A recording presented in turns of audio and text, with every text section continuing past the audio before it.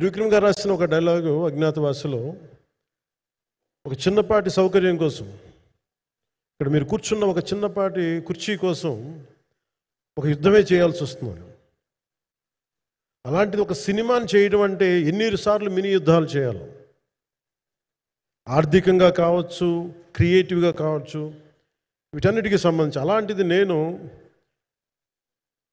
ఎప్పుడు కూడా సినిమాల్లోకి రాకముందు ఏం రత్నం గారు లాంటి వ్యక్తి నా ప్రొడ్యూసర్ అయితే బాగుండు అనుకున్నాను.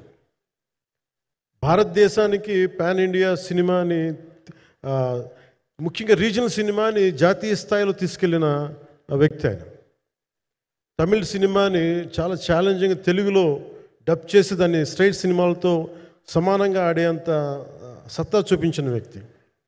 Film industry creative ability, creative potentiality పెంచిన వ్యక్తి. ఈ సినిమా చాలా ఒడిదుడుకులు ఎదుర్కొంది. 2 కరోనా పరిస్థితులు ఎదుర్కొంది.